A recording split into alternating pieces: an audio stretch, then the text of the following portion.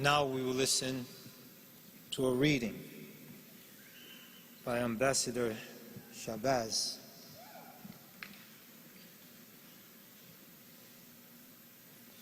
Ambassador Ata'Allah Shabazz is the eldest of 6 daughters born to Al-Hajj Malik Shahbaz and Dr. Betty Shahbaz.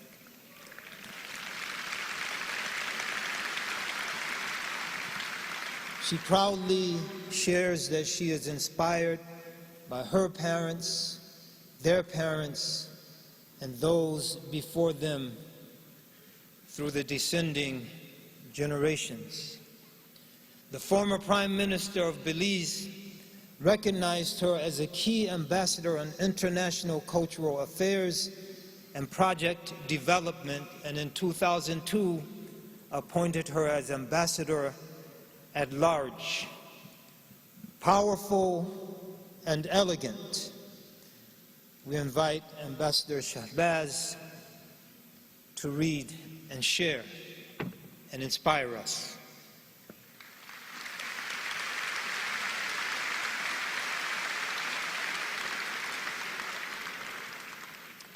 Assalamu alaikum. May peace be on all of us. As this is a homegoing celebration, I find myself balanced between that of celebration and depletion, loss, and somehow or another, my breathing capacity has been weakened this past week. So I ask all of you gathered and afar to please muster up and transmit a bit of your air to me. In the memory of Muhammad Ali, thank you all.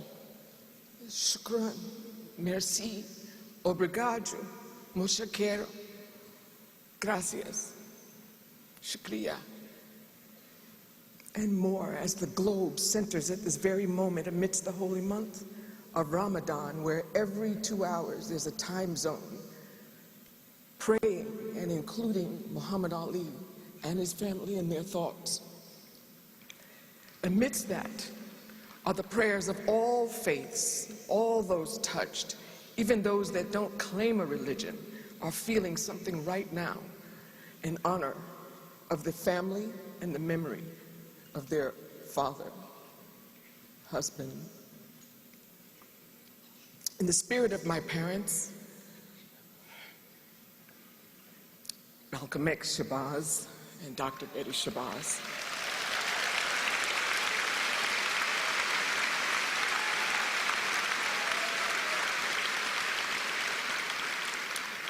in the presence of my 5 younger sisters, our children, and our grandchildren, I would like to first honor his beloved wife, my sister, Lani Ali,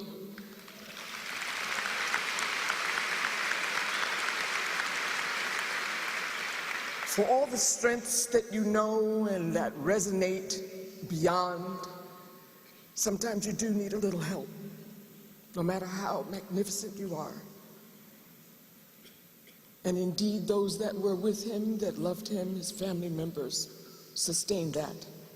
His 9 children, and I will name them: Maryam, Rashida, Jamila, Muhammad Jr., Khalila, Mia, Hana, Layla, and Assad, as well as their mothers, and the 3rd generation of Ali grandchildren who accompany them.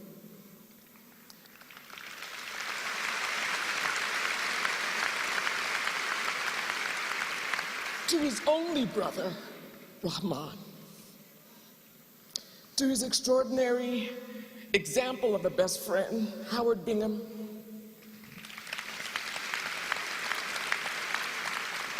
and to his sister-in-law, Marilyn Williams, for all the grief that I am depleted by and others are feeling by his transition. There is none comparable to yours, and I know that. On this day and those to come, as you redefine your waking days with a life without him here presently, very different.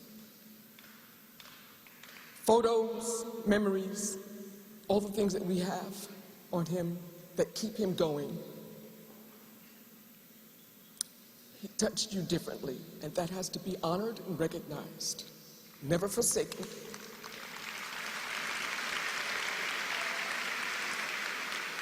Just know that when you are the descendant of and the presence of someone whose life was filled with principle, that the seed is in you so that you have to cultivate that responsibly as well.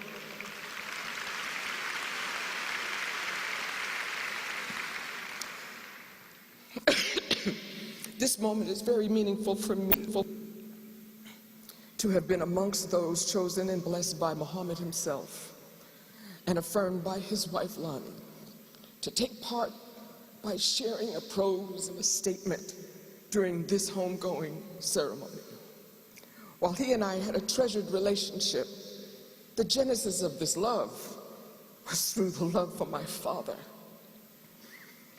Muhammad Ali was the last of a fraternity of amazing men bequeathed to me directly by my dad.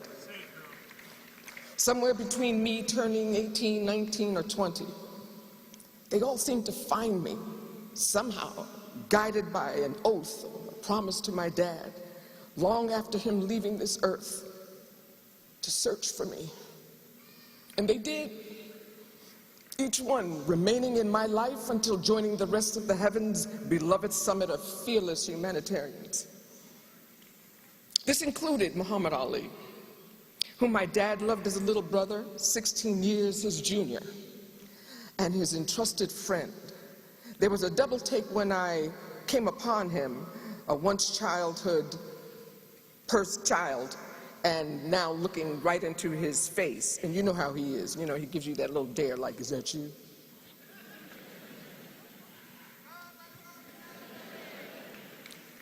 From the very moment we found one another, it was as if no time had passed at all, despite all of the presumptions of division, despite all the efforts at separation, despite all of the organized distancing.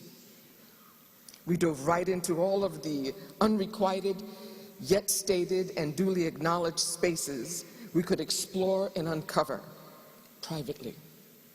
We cried out loud. His belt,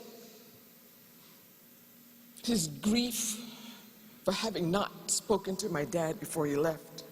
And then just as loudly, we'd laugh about the best of stories and some that can't be repeated. He was really funny.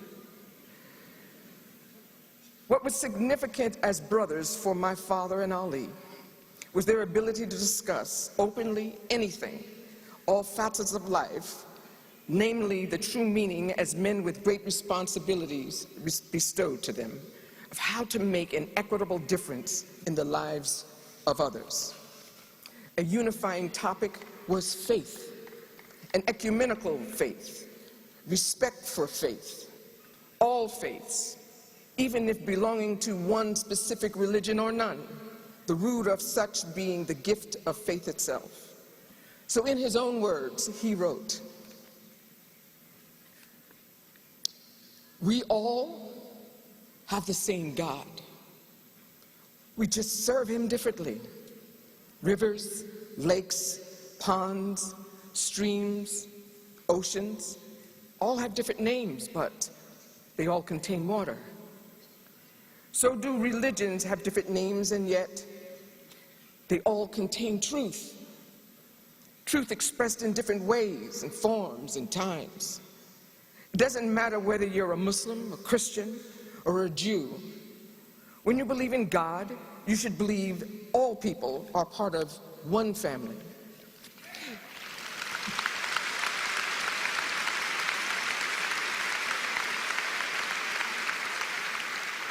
For if you love God, you can't love only some of his children.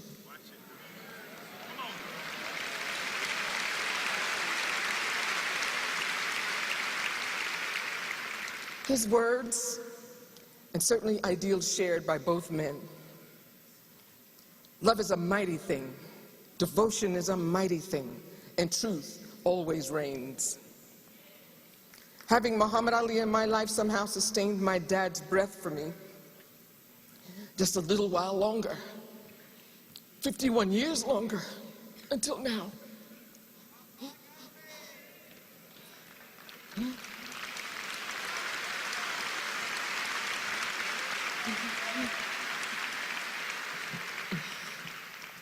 I am forever grateful that our union on this earth together allowed for me a continuum of shared understanding, preserved confidentialities, and the comfort of living in his hometown of Louisville, Kentucky for the past 6 years.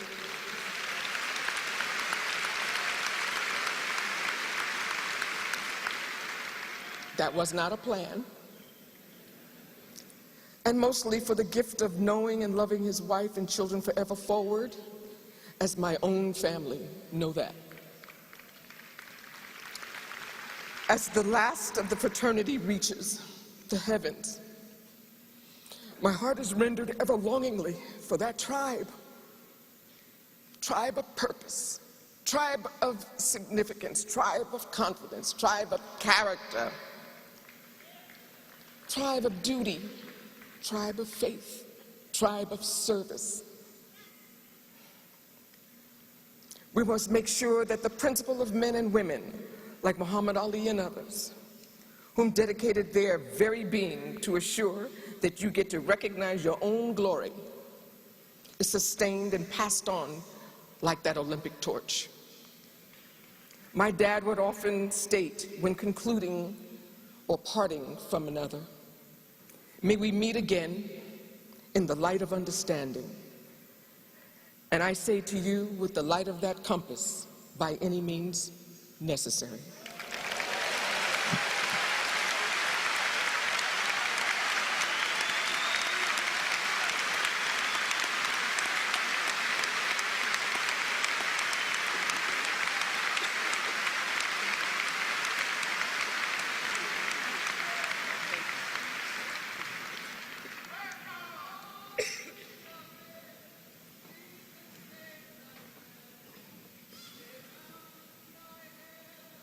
Ladies and gentlemen, representing the President of the United States and Mrs. Obama, Miss Valerie Jarrett.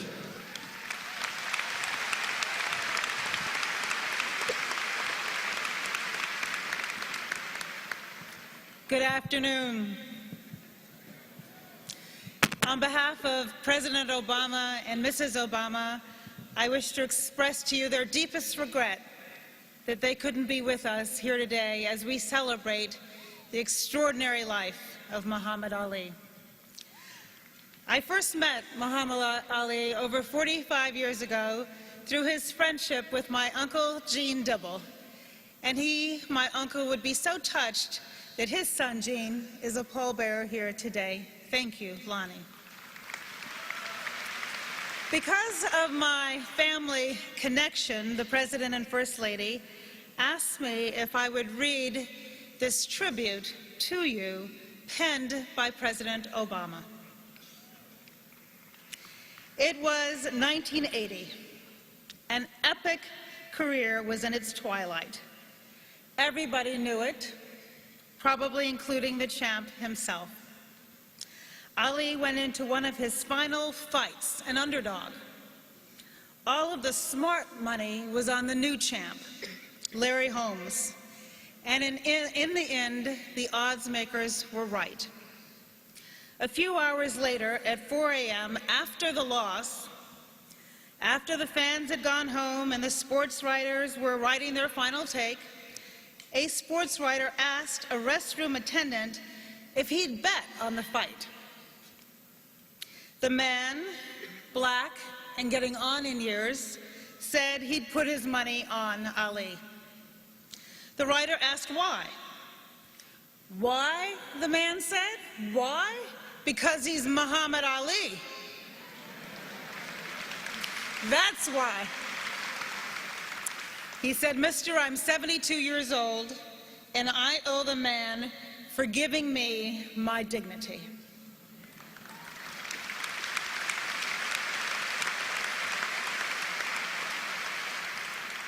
To Lonnie and the Ali family, President Clinton, and an arena full of distinguished guests, you are amazing. The man we celebrate today is not just a boxer or a poet or an agitator or a man of peace.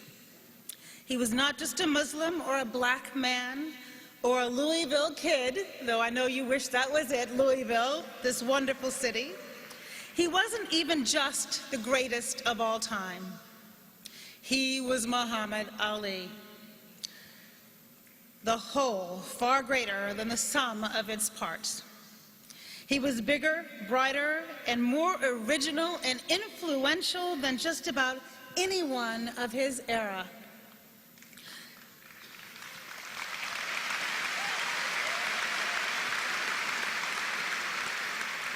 You couldn't have made him up. And yes, he was pretty too. He had fans in every city, every village, every ghetto on the planet. He was feted by foreign heads of states. The Beatles' British invasion took a detour to come to him.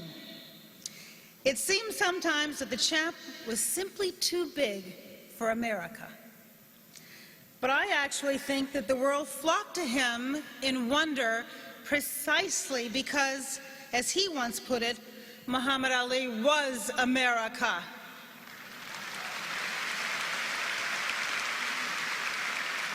Brash, defiant, pioneering, joyful, never tired, always game to test the odds. He was our most basic freedoms: religion, speech, spirit. He embodied our ability to invent ourselves. His life spoke to our original sin of slavery and discrimination, and the journey he traveled helped to shock our consciousness and lead us on a roundabout path towards salvation. And like America, he was always very much a work in progress. We do him a disservice to gauze up his story, to sand down his rough edges, to talk only of floating like butterflies and stinging like bees. Ali was a radical, even in a radical of times, a loud and proud and unabashedly black voice in a Jim Crow world.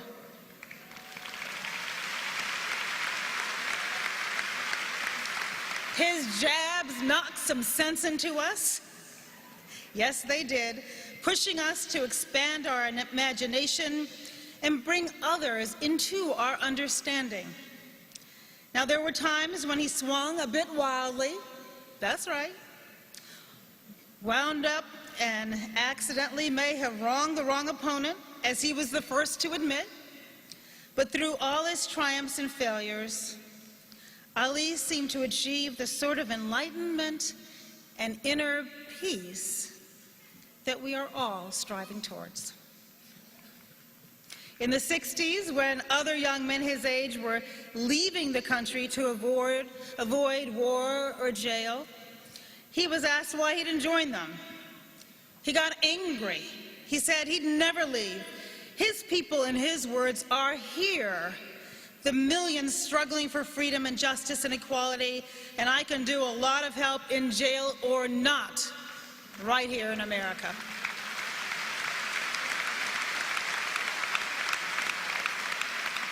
He'd have everything stripped from him: his titles, his standing, his money, his passion, very nearly his freedom. But Ali still chose America. I imagine he knew that only here in this country could he win it all back. So he chose to help perfect a union where a descendant of slaves can become the king of the world.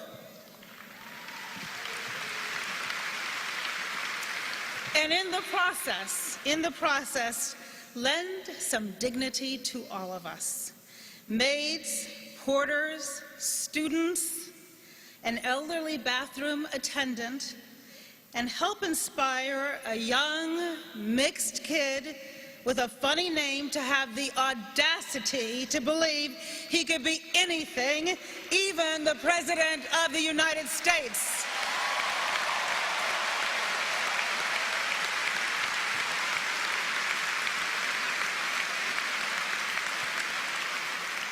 Muhammad Ali was America. Muhammad Ali will always be America. What a man. What a spirit. What a joyous, mightiful champion. God bless the greatness of Ali. God bless his family. And God bless this nation we love. Thank you very much.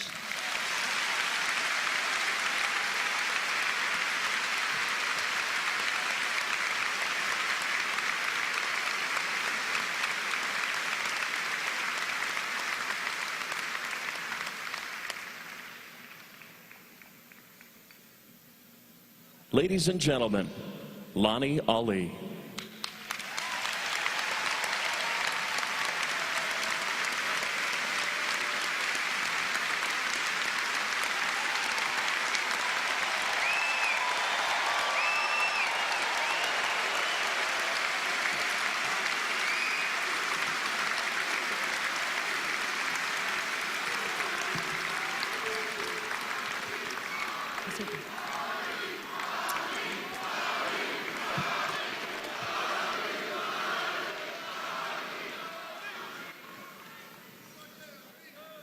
Assalamu alaikum. Peace be upon you. You know, I said something to Matt Lauer yesterday that I firmly believed Muhammad had something to do with all of this. And I think we are right. Thank you all for being here to share in this final farewell to Muhammad. On behalf of the Ali family, let me first recognize our principal celebrant, Imam Zayed Shakir, and also Dr. Timothy Giannotti. We thank you for your dedication to helping us fulfill Muhammad's desire that the ceremonies of this past week reflect the traditions of his Islamic faith. And as a family, we thank the millions of people who, through the miracle of social media, inspired by their love for Muhammad, have reached out to us with their prayers. The messages have come in every language, from every corner of the globe. From wherever you are watching, know that we have been humbled by your heartfelt expressions of love. It is only fitting that we gather in a city to which Muhammad always returned after his great triumphs, a city that has grown as Muhammad has grown.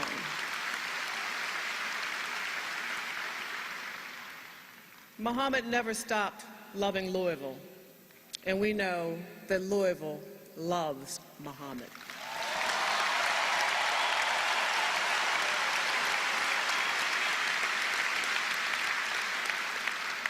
We cannot forget a Louisville police officer, Joe S.B. Martin, who embraced a young 12-year-old boy in distress when his bicycle was stolen.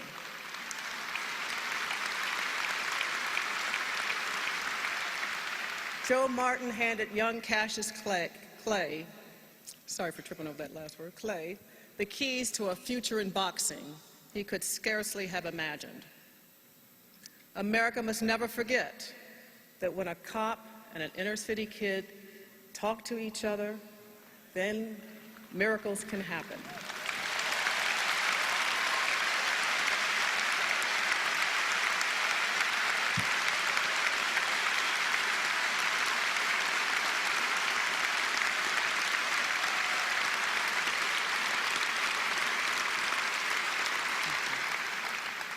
Some years ago, during his long struggle with Parkinson's in a meeting that included his closest advisors, Muhammad indicated that when the end came for him, he wanted us to use his life and his death as a teaching moment for young people, for his country, and for the world.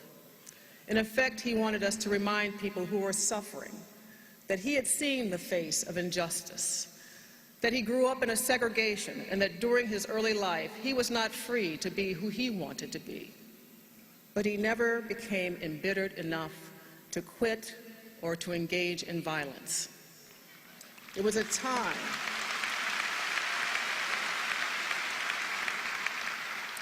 time when a young black boy his age could be hung from a tree, Emmett Till in Money, Mississippi in 1955, whose admitted killers went free.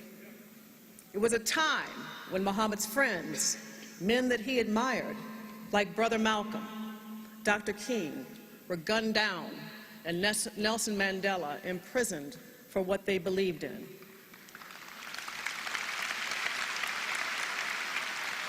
For his part, Muhammad faced federal prosecution. He was stripped of his title and his license to box, and he was sentenced to prison. But he would not be intimidated so as to abandon his principles and his values.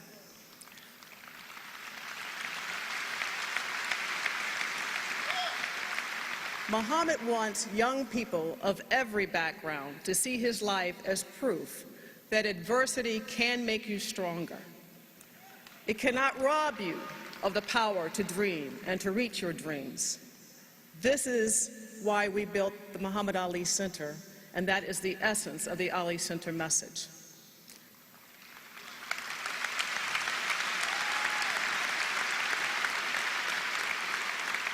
Muhammad wants us to see the face of his religion, al-Islam, true Islam, as the face of love. It was his religion that caused him to turn away from war and violence. For his religion, he was prepared to sacrifice all that he had and all that he was to protect his soul and follow the teachings of Prophet Muhammad, peace be upon him.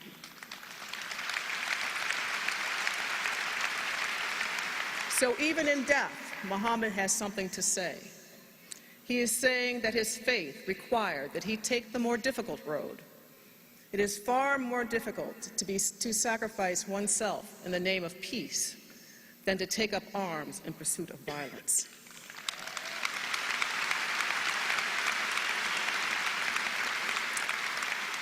You know, all of his life, Muhammad was fascinated by travel. He was childlike in his encounter with new surroundings and new people. He took his world championship fights to the ends of the earth, from the South Pacific to Europe to the Belgian Congo. And of course, with Muhammad, he believed it was his duty to let everyone see him in person because, after all, he was the greatest of all time.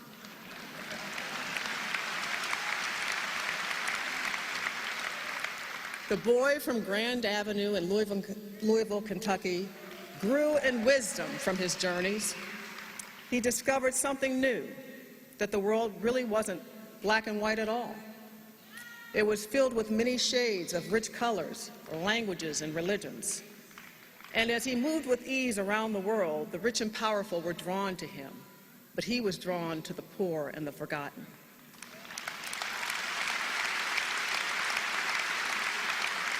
Muhammad fell in love with the masses, and they fell in love with him. In the diversity of men and their faiths, Muhammad saw the presence of God. He was captivated by the work of the Dalai Lama, by Mother Teresa, and church workers who gave their lives to protect the poor. When his mother died, he arranged for multiple faiths to be represented at her funeral, and he wanted the same for himself.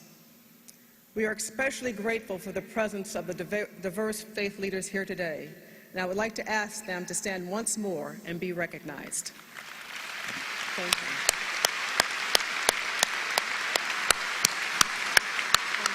Thank you very much.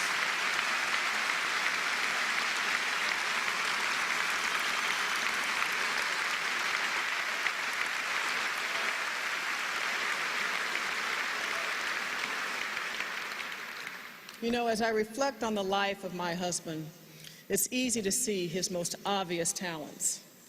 His majesty in the ring as he danced under those lights enshrined him as a champion for the ages. Less obvious was his extraordinary sense of timing. His knack for being in the right place at the right time seemed to be ordained by a higher power. Even though surrounded by Jim Crow, he was born into a family with two parents that nurtured and encouraged him. He was placed on the path of his dreams by a white cop, and he had teachers who understood his dreams and wanted him to succeed. The Olympic gold medal came, and the world started to take notice. A group of successful businessmen in Louisville, called the Louisville Sponsoring Group, saw his potential and helped him build a runway to launch his career. His timing was impeccable as he burst into the national stage, just as television was hungry for a star to change the face of sports. You know, if Muhammad didn't like the rules, he rewrote them. His religion, his name, his beliefs were his to fashion, no matter what the cost. The timing of his actions coincided with a broader shift in cultural attitudes across America, particularly on college campuses. When he challenged the U.S. government on the draft, his chance of success was slim to none. That the timing of his decision converged with a rising tide of discontent on the war. Public opinion shifted in his direction, followed by a unanimous Supreme Court ruling. In a stunning reversal of fortunes, he was free to return to the ring. When he traveled to Central Africa to reclaim his title from George Foreman, none of the sports writers thought he could win. In fact, most of them feared for his life. But in what the Africans call the miracle at 4 a.m., he became a champion once more.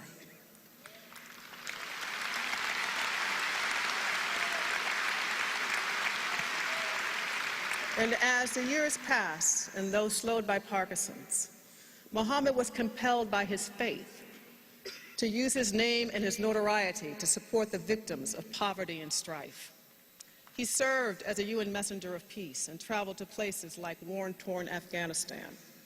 He campaigned as an advocate for reducing the yoke of third world debt. He stunned the world when he secured the release of 15 hostages from Iraq.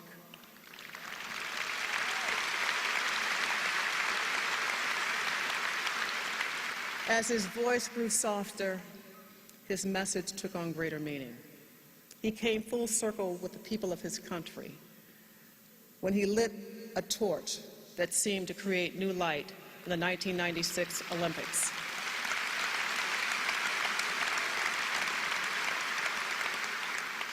Muhammad always knew instinctively the road he needed to travel.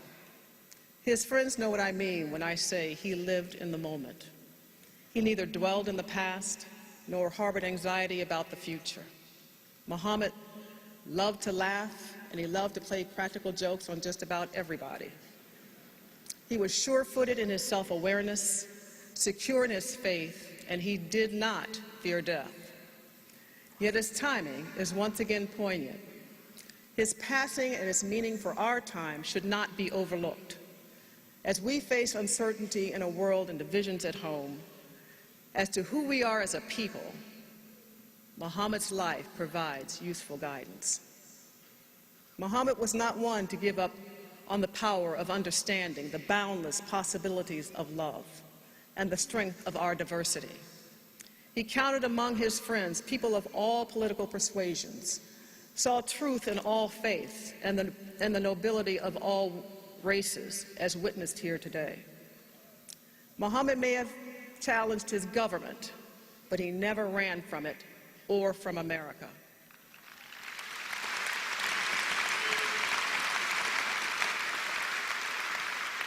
He loved this country, and he understood the hard choices that are born of freedom. I think he saw a nation's soul measured by the soul of its people. For his part, he saw the good soul in everyone. And if you were one of the lucky ones to have met him, you know what I meant. He awoke every morning thinking about his own salvation, and he would often say, I just want to get to heaven, and I've got to do a lot of good deeds to get there. And I think Muhammad's hope is that his life provides some guidance on how we might achieve for all people what we aspire for ourselves and our families. Thank you.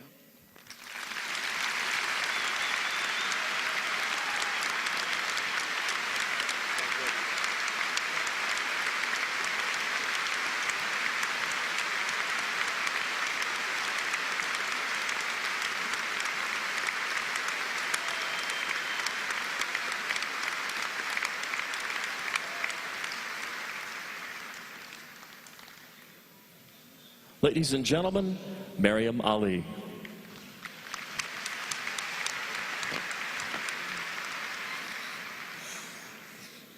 Peace be with you, everyone here. And on behalf of the Ali family, I just want to say thank you to Louisville, Kentucky. All the love you've shown us in our lives has been unbelievable. Also, I want to thank the entire globe. My father was loved all over. The processional today was overwhelming, but it was so beautiful. I just want to say we love you just like you love us. Thank you very much.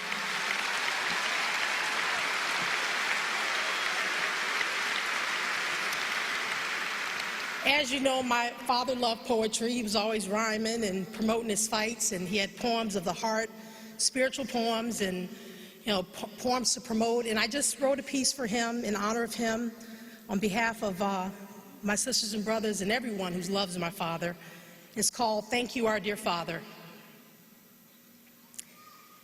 My heart was sore when your spirit soared. Your physical body is no more. But my mind tells different tales of all that you taught me, your family, and the masses. Most importantly, the belief in God who created humanity to thrive in equality. You fought for a purpose to uphold the principle that we as a people have divine human rights. Staring right into the eyes of oppression, you proclaim your beautiful complexion, your God-given skills, your independent will, and the freedom of your faith. As your daughter, I am grateful for all of our conversations about men, women, and relationships, guiding me to first have a loving relationship with self, refusing anyone to chip away at my esteem, and expect the respect of a queen.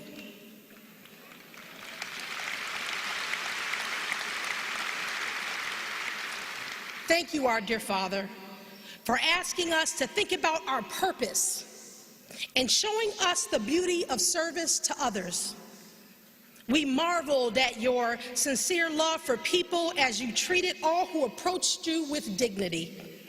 Whether they were rich or poor, your kindness was unconditional, never perceiving anyone as beneath you. So many have shared personal stories about what you have meant to them, as you have exemplified values and qualities that have enhanced their lives. If I had every dollar for every story, I could paper the sky. Your family is so proud of the legacy you left behind, but I hope that the history of you can help turn the tide of self-hate and violence, because we are overwhelmed with moments of silence for tragic deaths. Here on this soil, American soil, in the Middle East or anywhere else in this world, we crave for peace. The peace that you rest in now. We will forever cherish the 74 years you graced this earth. You will be greatly missed. But now, we send you off in celebration, a blown kiss and prayers, as you enter your final round. God's last boxing bell will sound in heaven. I love you. We all love you. Thank you very much.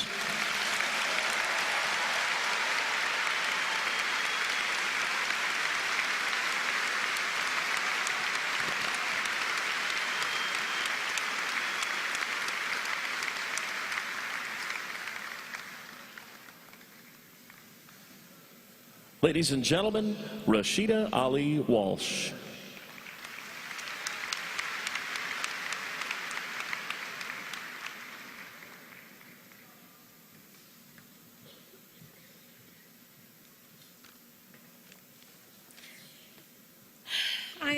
We are so honored that you have packed this room with your love. Thank you all. Thank you so much for being here today to celebrate our father. You are the greatest father to us, and it was God's will to take you home. Your family will try our best to make you proud and carry on your legacy of giving and love. You have inspired us and the world to be the best version of ourselves. May you live in paradise, free from suffering. You shook up the world in life. Now you're shaking up the world in death.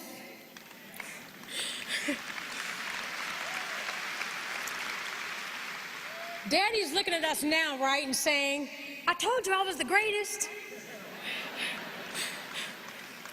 No one compares to you, Daddy. You once said, I know where I'm going, and I know the truth, and I don't have to be what you want me to be. I'm free to be who I am.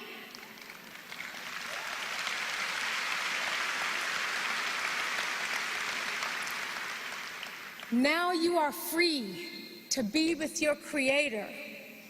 We love you so much, Daddy. Until we meet again, fly, butterfly, fly.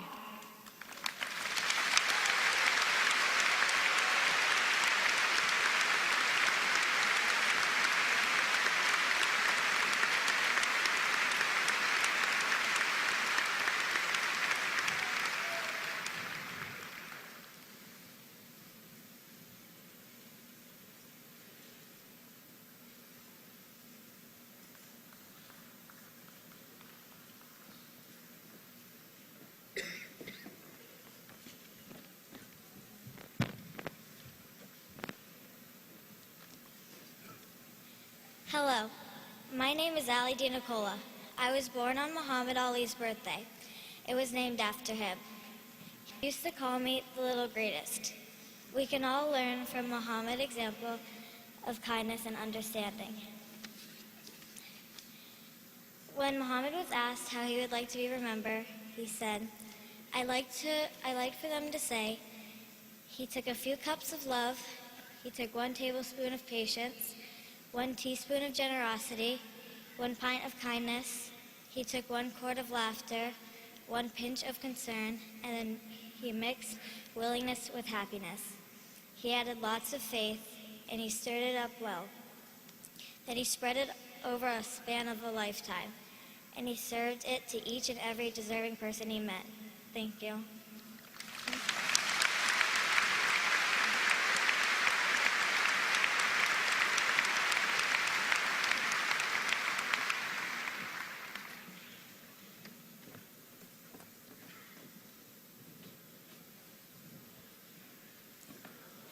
Ladies and gentlemen, Natasha Wincour.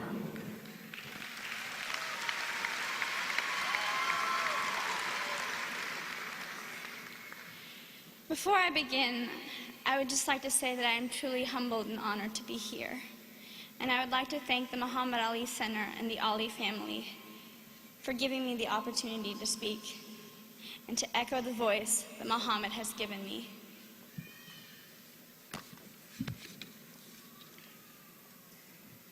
So let me tell you a story about a man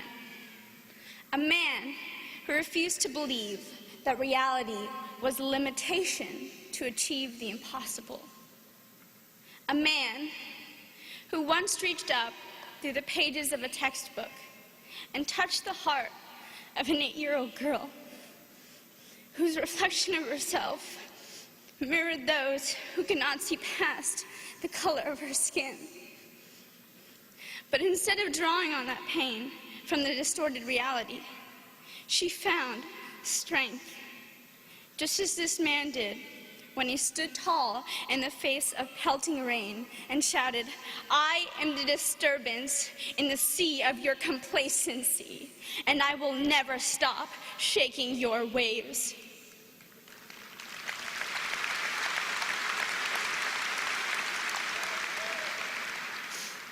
And his voice echoed through hers, through mine. And she picked up the rocks that were thrown at her and she threw them back with a voice so powerful that it turned all the pain that she had faced in her life into strength and tenacity. And now, that 8-year-old girl stands before you to tell you that Ali's cry still shakes these waves today.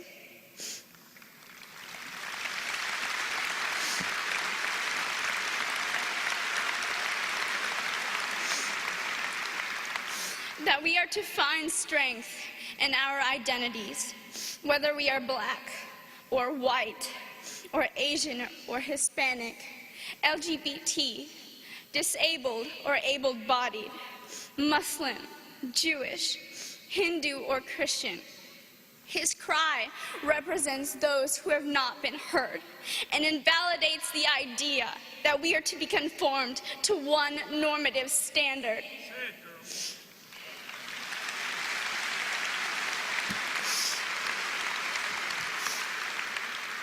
That is what it means to defeat the impossible. Because impossible is not a fact. Impossible is an opinion. Impossible is nothing.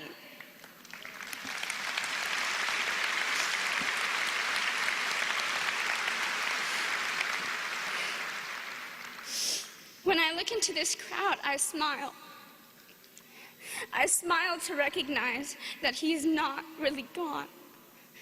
He lives in you, and he lives in me, and he lives in every person that he has touched in every corner of this world.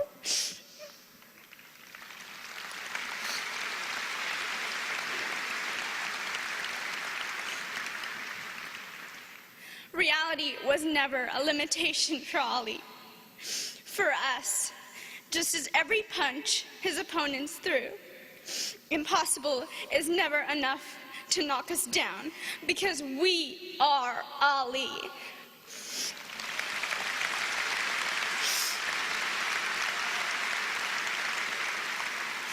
We are greater than the rocks or the punches that we throw at each other.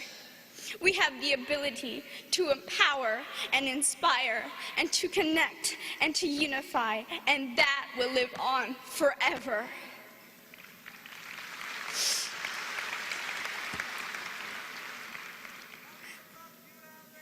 So let me tell you a story about a man. His name is Muhammad Ali. He is the greatest of all time.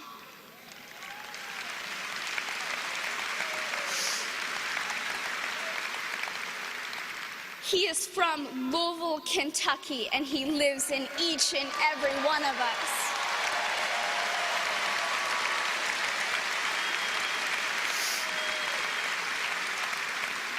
And his story is far from over. Thank you.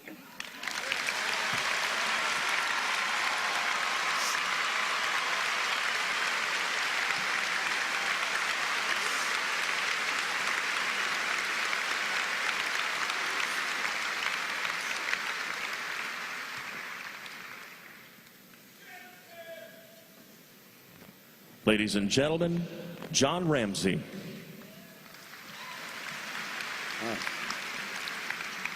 First of all, on behalf of my fellow Louisvillians, to the Ali family, we offer our condolences, our heartfelt prayers, and for Lonnie Ali, a very special prayer. We know that Muhammad was blessed with many gifts, but none more precious than Lonnie Ali, and we thank you so much.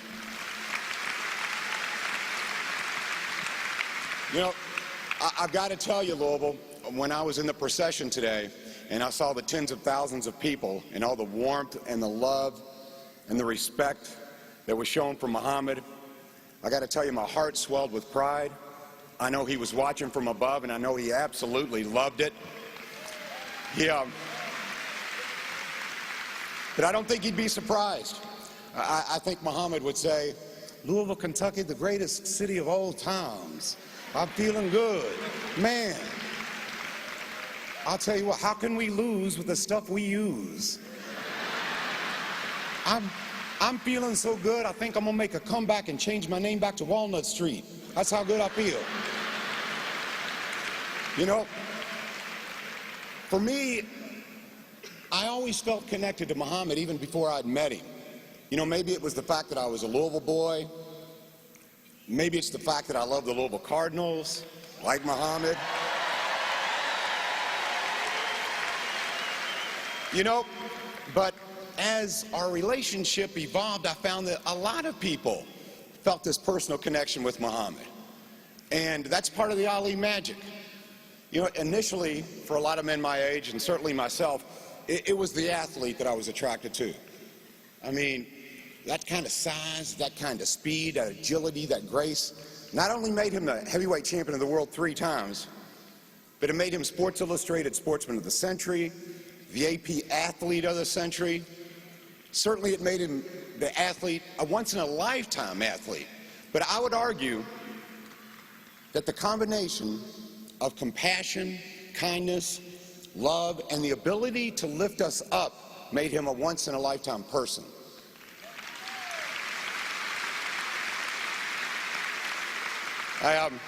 You know, Muhammad was blessed with many gifts, as I said, and he was a wise and faithful steward of those gifts.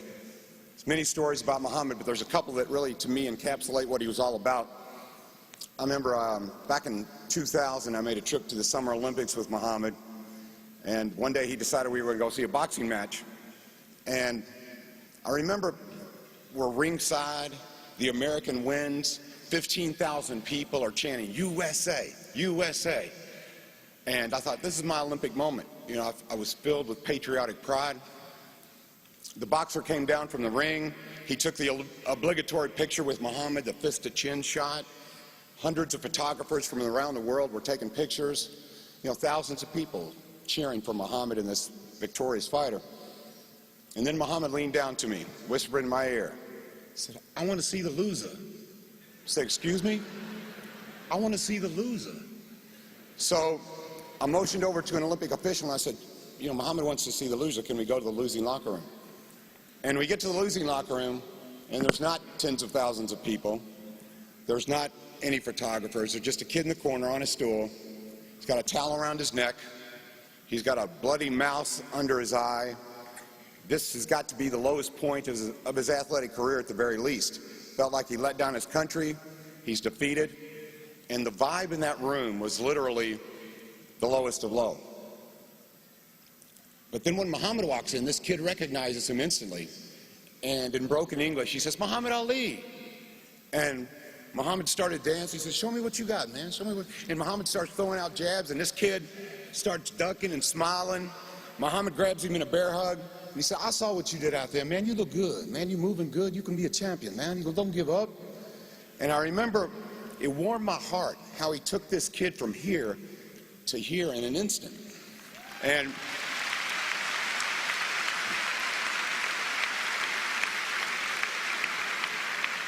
I remember I got in the car and I said to Muhammad, Muhammad, I try to be a nice guy, but I've got to tell you, I was caught up in the moment. I didn't give that losing fighter a second thought.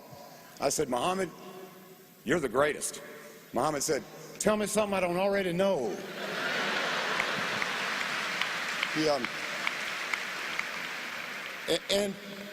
But what I don't want people to forget, no doubt, to me, he is the finest example of a human that I've ever seen. The finest example of a great human being that I've ever seen, of the kindness that a human possesses. That was Muhammad Ali. But don't forget about this, man. Muhammad was the coolest cat in the room. I mean, he was good looking, he had charm, he had charisma, he had swagger before we knew what swagger was. I mean, I remember, when it was about 25 years ago, he came in town to visit his mother, and he wanted to go to Outback Steakhouse. I had a friend there who was a big Muhammad fan. So we come in, and at the time here in Louisville, there was a fireman's convention. And all of these guys had their engine numbers on their shirt, and sure enough, I'd seen this scene a million times, man. These guys line up for an autograph, and I say to Muhammad, Muhammad, if you'd like, I'll play the bad guy. You know, I'll tell him to let you eat, and you can sign autographs later. Muhammad would have none of it. He's like, no, I'll sign between bites. So he's taking bites of his food, and he's signing. This one guy walks up, and you can tell he's a big fan. I mean, he knew Muhammad. He was scared to death. All this adrenaline flowing. He said, Champ, he said, I saw the stance you made in the civil rights movement. I saw your stance against the Vietnam War. He said, I've got to tell you, Champ, you're my hero. He said, I've got a picture of you at the firehouse. You're my hero. Muhammad instantly, he wanted to change the channel. So he said to the guy, he said, you know, you're the real hero, jumping in fires, saving lives, saving babies, putting your life on the line. He said, man, you're the real hero. And the fireman responds real quickly. I mean, he knew all the nicknames. He said, man, but you fought the bear, Sonny Liston. He says, you fought the rabbit, Floyd Patterson. You fought Big George Foreman. You fought Smoking Joe Frazier. Muhammad interrupted him real quick and he goes, yeah, but Joe wasn't really smoking.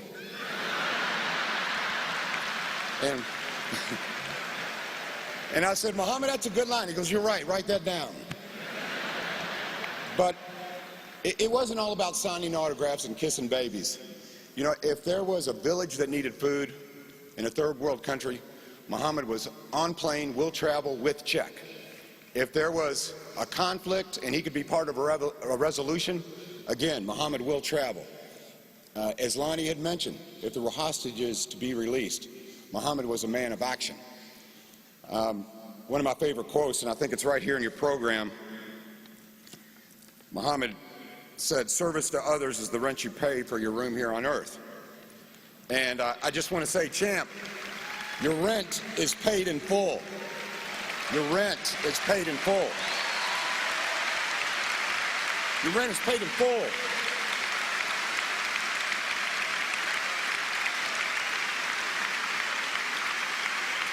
You know, in fact, I think he's paid it forward because he has taught us to love rather than to hate, to look for commonalities rather than differences.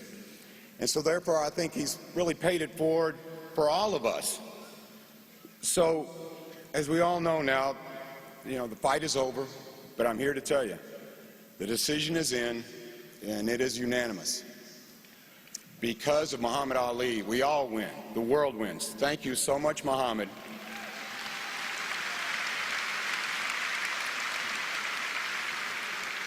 It is time for a man of peace to rest in peace, and thank you so very much.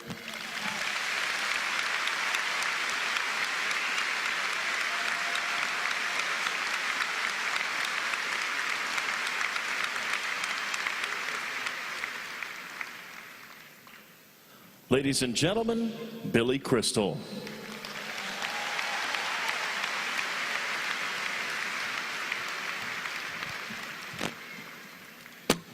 Thank you, ladies and gentlemen. We're at the halfway point.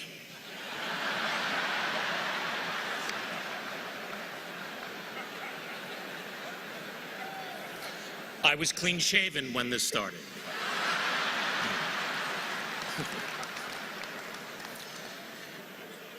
Dear Lonnie, family, friends, Mr. President, members of the clergy, all of these amazing people here in Louisville. Today, this outpouring of love and respect proves that 35 years after he stopped fighting, he is still the champion of the world.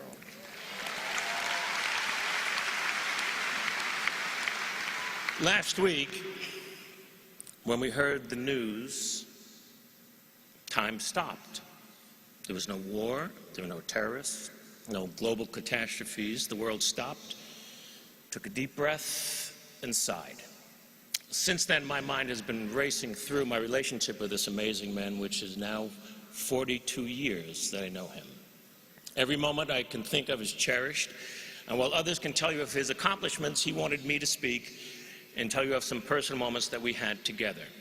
I met him in 1974. I was just getting started as a stand-up comedian and struggling, but I had one good routine. It was a 3-minute conversation between Howard Cosell and Muhammad Ali where I would imitate both of them. Ali had just defeated George Foreman and regained the heavyweight title. Sport magazine made him the man of the year, and Dick Schaap, a wonderful writer and a great man, was the editor for Sport. And he was going to host this televised dinner honoring Muhammad Ali. So Dick called my agent looking for a comedian who did some sports material. As fate would have it, that comedian was not available. And she wisely said, "It's destiny, man." And she wisely said, "But listen, I got this young kid, and he does this great imitation of Ali and Cosell. It'd be perfect for you." So I don't know why, but Dick said, "Okay, I'll try him. If he stinks, I can cut him out of the show." I couldn't believe it. My first time on television, and it would be with Ali. I arrived at the Plaza Hotel. The event was jammed. I met Mr. Shapp, who would later become a part of my family. And he said, "Well, how should I introduce you? Nobody knows who you are." And I said, "Just say I'm one of Ali's closest and dearest friends." And my thought was, I'll get right to the microphone, go into my Howard Cosell, and I'll be fine. And then I nervously moved into the jammed ballroom, and that's when I saw him for the first time in person. It's very hard to describe how much he meant to me. You had to live in his time. It's great to look at clips, and it's amazing that we have them, but to live in his time, watching his fights, experiencing the genius of his talent was absolutely extraordinary. Every one of his fights was an aura of a Super Bowl. He did things nobody would do. He predicted the round that he would knock somebody out in, and then he would do it. He was funny. He was beautiful. He was the most perfect athlete you ever saw, and those were his own words.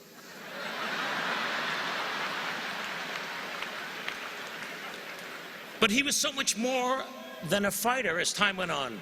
With Bobby Kennedy gone, Martin Luther King gone, Malcolm X gone. Who was there to relate to when Vietnam exploded in our face? There were millions of young men my age, eligible for the draft for a war that we didn't believe in, all of us huddled on the conveyor belt that was rapidly feeding the war machine. But it was Ali who stood up for us by standing up for himself. And after he was stripped of the title, and the right to fight anywhere in the world, he gave speeches at colleges and on television that totally reached me. He seemed as comfortable talking to kings and queens as the lost and unrequited. He never lost his sense of humor, even as he lost everything else. He was always himself, willing to give up everything for what he believed in. And his passionate rhetoric about the life and plight of black people in our country resonated strongly in my house. I grew up in a house that was dedicated to civil rights. My father was a producer of jazz concerts in New York City and was one of the first to integrate bands in the 40s and 50s. Jazz musicians referred to my dad as the Branch Rickey of jazz.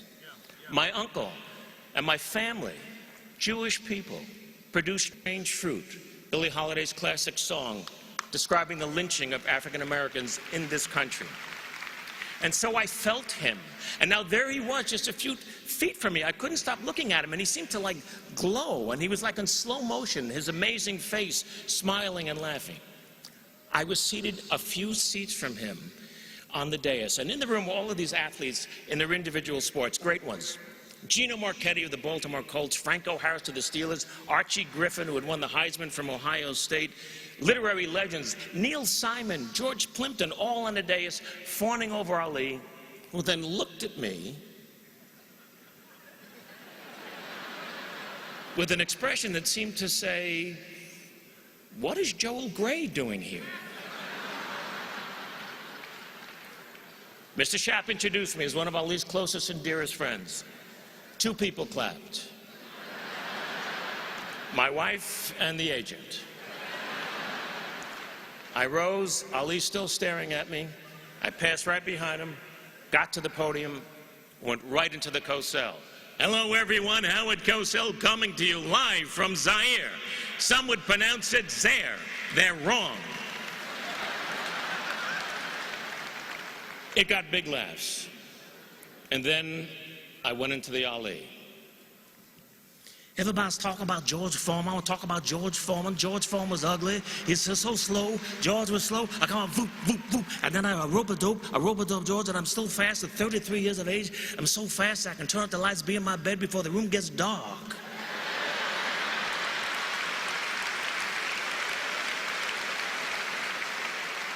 Howard, I'm announcing tonight that I got new religious beliefs. From now on, I want to be known as Izzy Yiskowitz. I am now an Orthodox Jew. Izzy Yiskowitz, I am the greatest of all time. The audience exploded. See, no one had ever done him before. And here he was, a white kid from Long Island, imitating the greatest of all time, and he was loving it. When I was done, he gave me this big bear hug, and he whispered in my ear, "You're my little brother." Which is what he always called me until the last time that I saw him. We were always there for each other. If he needed me for something, I was there. He came to anything I asked him to do. Most memorable, he was an honorary chairman for a dinner and a very important event where I was being honored by the Hebrew University in Jerusalem. He did all of this promotion for it. He came to the dinner. He sat with my family for the entire evening. He took photographs with everybody. The most famous Muslim man in the world honoring his Jewish friend. And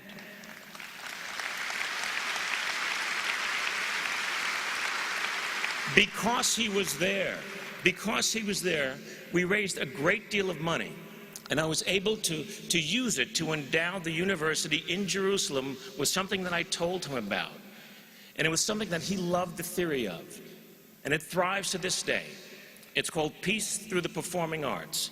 It's a theater group where Israeli, Arab, and Palestinian actors, writers, and directors all work together in peace, creating original works of art. And that doesn't happen without him. I had so many funny, unusual moments with him. I sat next to him at Howard Cosell's funeral, a very somber day to be sure. Closed casket was on the stage. Muhammad and I were sitting somewhere over there next to each other. And he quietly whispered to me, "Little brother, do you think he's wearing his hairpiece?"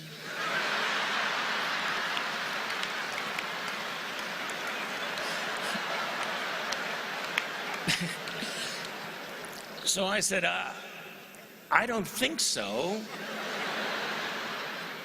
"Well, then how will God recognize him?"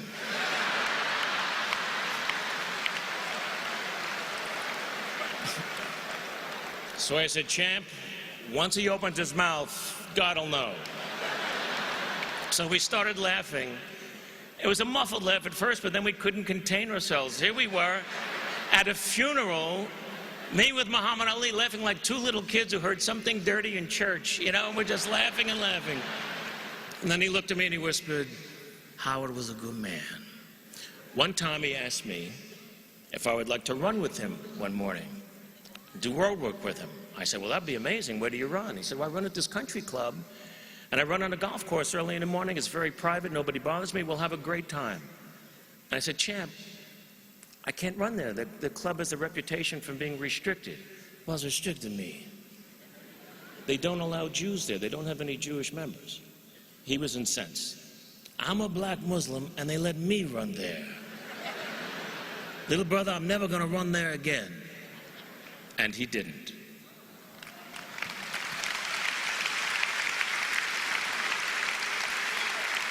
My favorite memory perhaps was 1979. He had just retired, and there was a retirement party at the Forum, Los Angeles, for Muhammad and 20,000 of his closest friends in Los Angeles. I performed a piece that I had created. The imitation had grown into a life story. It's called 15 Rounds. And I play him from the age of 18 until he's 36, ready for the rematch with Leon Spinks. I posted it on the internet last week, footage that nobody had ever seen before, of me portraying Ali, doing his life for him all those years ago in 1979. There were 20,000 people there, but I was doing it only for him. It's one of my favorite performances that I've ever done in my life. I sort of got lost in him. I didn't even know where I was at the end of the performance. And suddenly I'm backstage with another heavyweight champion, Richard Pryor. And Pryor is holding on to me, crying. And then I see Ali coming. And he's got a full head of steam, and he's looking only at me, and he nudged Mr. Pryor aside. And he whispered in my ear with a big bear hug, "Little brother, you made my life better than it was." But didn't he make all of our lives a little bit better than they were?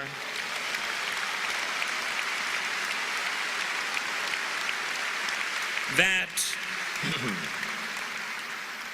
my friends, is my history with a man. and I've labored to come up with a way to describe the legend. He was a tremendous bolt of lightning, created by Mother Nature out of thin air, a fantastic combination of power and beauty.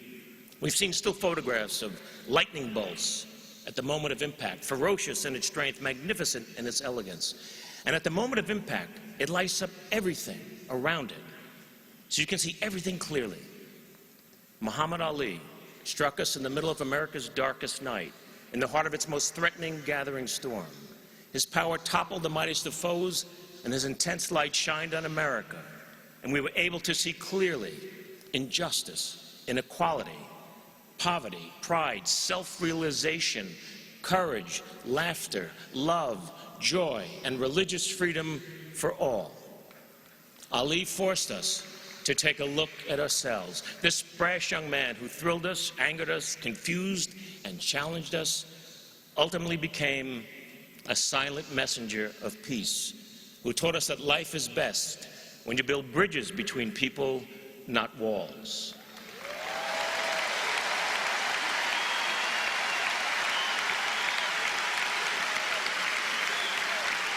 My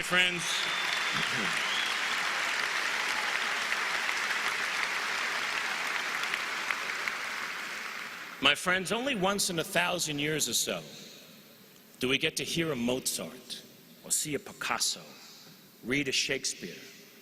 Ali was one of them, and yet, at his heart, he was still a kid from Louisville who ran with the gods and walked with the crippled and smiled at the foolishness of it all. He is gone, but he will never die. He was my big brother. Thank you.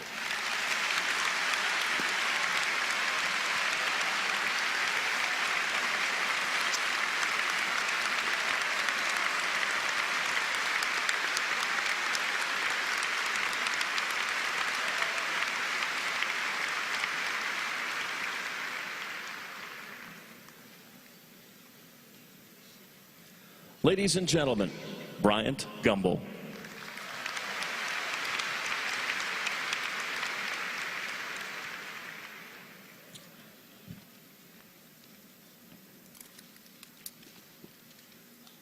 The great Maya Angelou, who was herself no stranger to fame,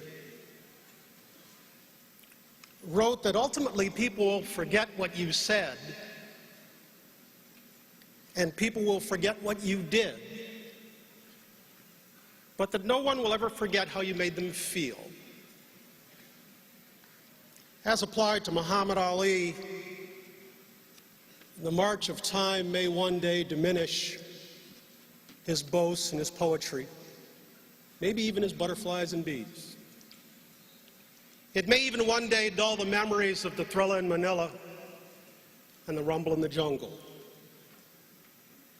But I doubt any of us will ever forget how Muhammad Ali made us feel. And I'm not talking about how proud he made you feel with his exploits, or how special he made you feel when you were privileged enough to be in his company. I'm talking about how he gripped our hearts and our souls and our conscience and made our fights his fights for decades. People like me, who were once young, semi-gifted, and black, will never forget what he freed within us. Some of us, like him, took pride in being black, bold, and brash. And because we were so unapologetic, we were, in the eyes of many, way too uppity. We were way too arrogant. Yet we reveled in being like him. By stretching society's boundaries as he did, he gave us levels of strength and courage we didn't even know we had. But Ali's impact was not limited to those of a certain race or of a certain religion or of a certain mindset. The greatness of this man for the ages was that he was, in fact, a man for all ages. Has any man ever scripted a greater arc to his life? What does it say of a man, any man, that he can go from being viewed as one of his country's most polarizing figures to arguably its most beloved?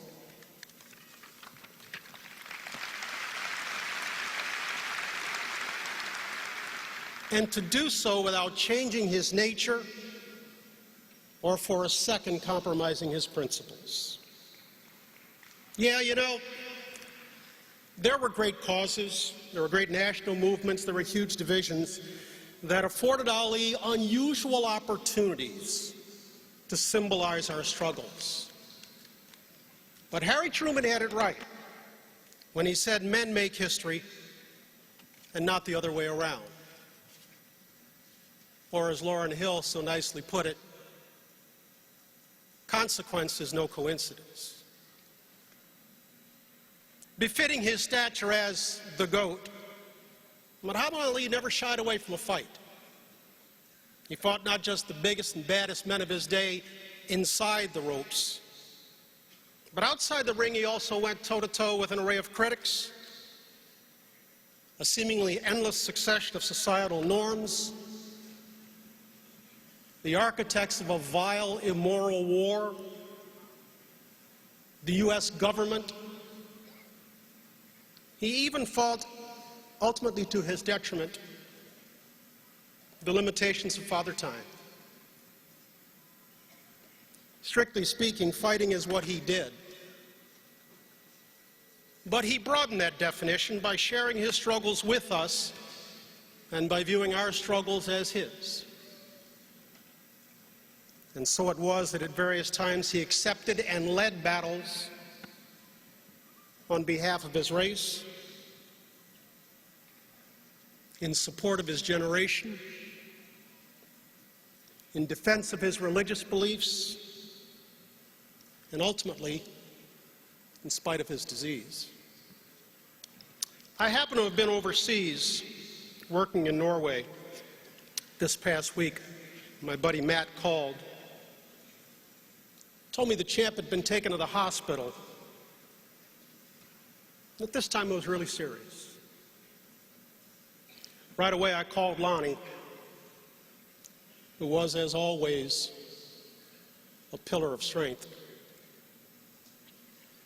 And as we discussed the medical details, the doctor's views, and the ugly realities of mortality, Lonnie said, "Bryant,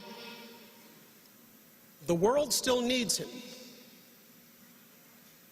And indeed it does. The world needs a champion who always worked to bridge the economic and social divides that threaten a nation that he dearly loved. The world needs a champion that always symbolized the best of Islam to offset the hatred born of fear. And the world needs a champion who believed in fairness and inclusion for all. Hating people because of their color is wrong, Ali said. And it doesn't matter which color does the hating. It's just plain wrong.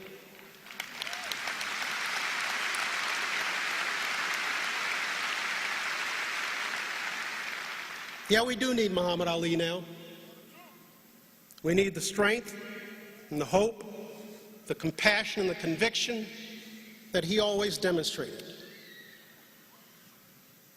But this time our beloved champion is down. And for once he'll not get up. Not this time. Not ever again. Let me close with a quick personal story. 50 years ago, Muhammad Ali defeated George Chuvalo in Toronto, Canada. The very next day, he showed up in my Hyde Park neighborhood on the south side of Chicago. As Ali got out of a car in the driveway at the home of Elijah Muhammad, I happened to be next door, shooting hoops in a friend's backyard. I, of course, quickly ran to the fence, and for the first time in my life, I shook the champ's hand. I was 17, I was awestruck, and man, I thought he was the greatest. Now, half a century and a lifetime of experiences later, I am still awestruck. And I'm convinced more than ever that Muhammad Ali's the greatest.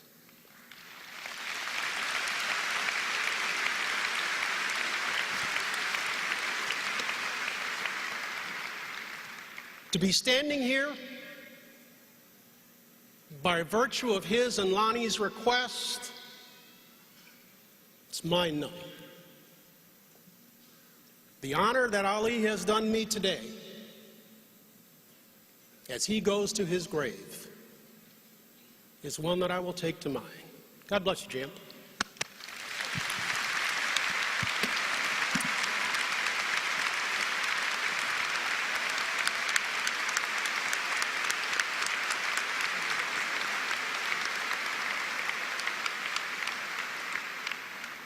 Ladies and gentlemen, the 42nd President of the United States, the Honorable William Jefferson Clinton.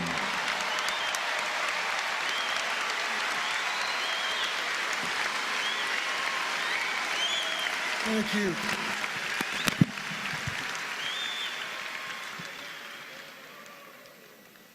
I can just hear Muhammad saying now, well, I thought I should be eulogized by at least one president. And by making you last in a long, long, long, long line, I guaranteed you a standing ovation. I'm trying to think of what has been left unsaid. First, Lonnie, I thank you and the members of the family for telling me that he actually, as Brian said, picked us all to speak and given me a chance to come here. I thank you for what you did to make the second half of his life greater than the first.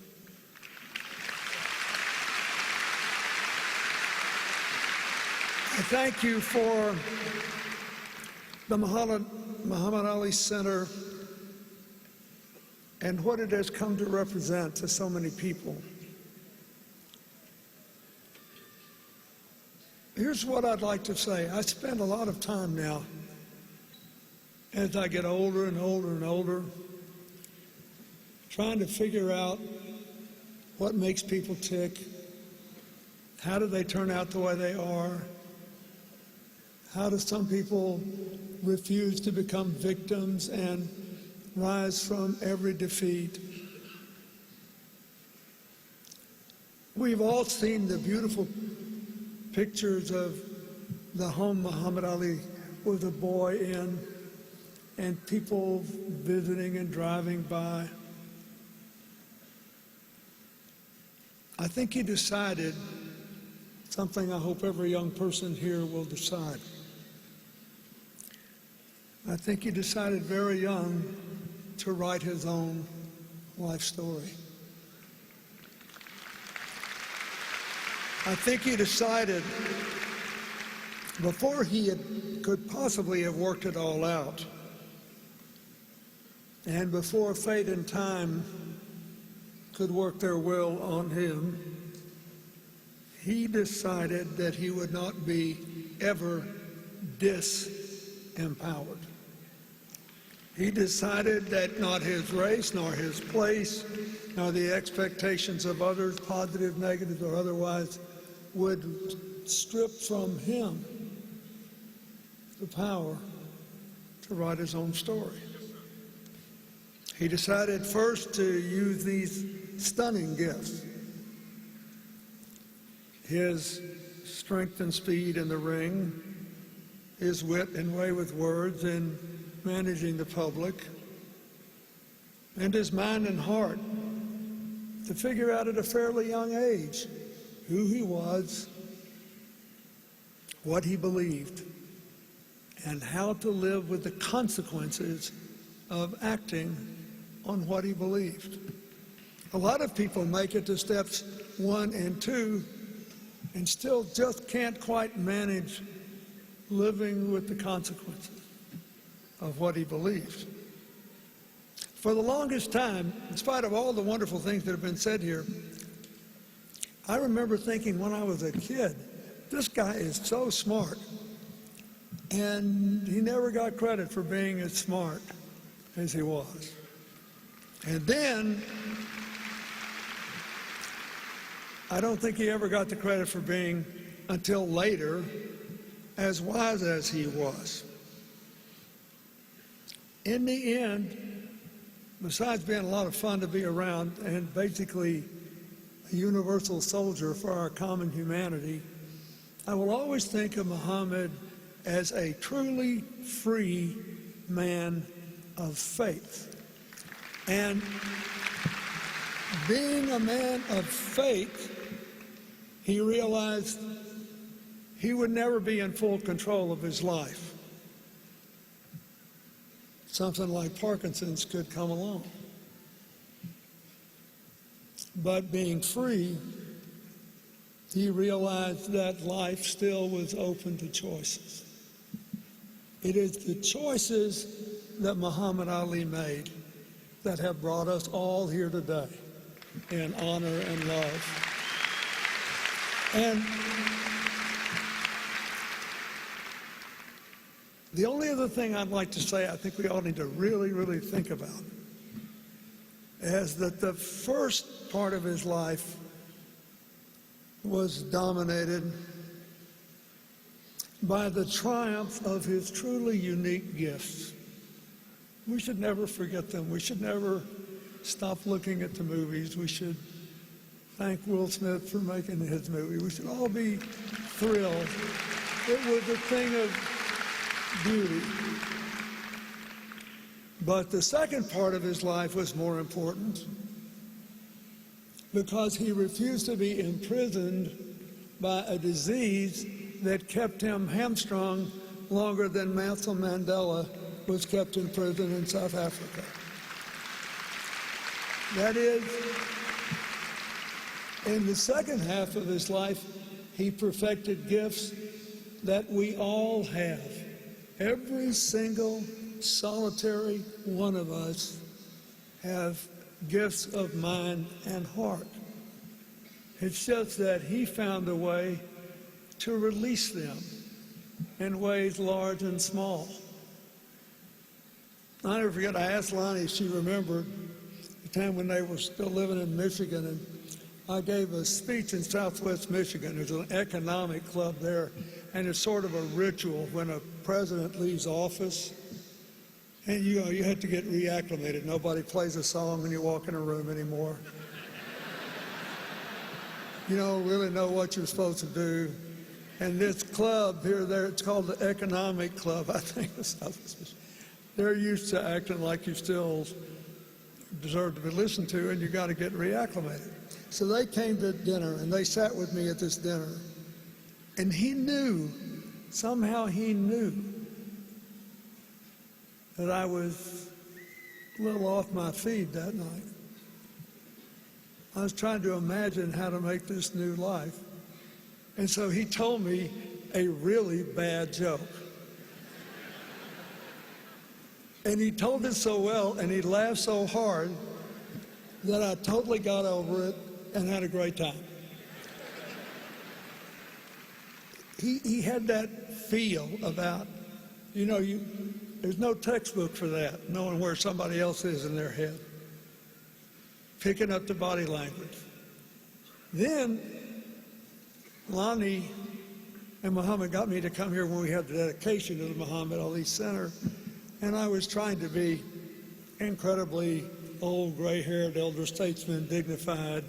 I got to elevate this guy. So I'm saying all this stuff in very high-tone language, And Muhammad sneaks up behind me and puts his fingers up.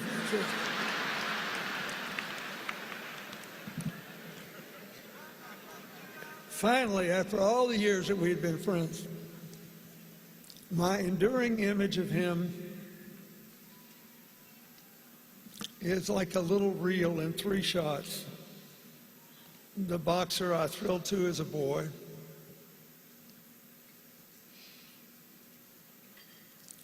the man I watched take the last steps to light the Olympic flame when I was president. And I'll never forget it. I was sitting there in Atlanta. By then we knew each other. By then I had some sense of what he was living with. And I was still weeping like a baby, seeing his hand shake and his leg shake, and knowing, by God, he was going to make those last few steps. No matter what it took, the flame would be lit, the fight would be won, the spirit would be affirmed. I knew it would happen.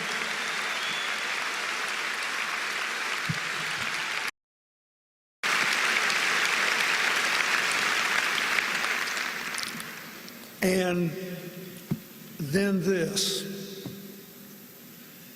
the children whose lives he touched, the young people he inspired.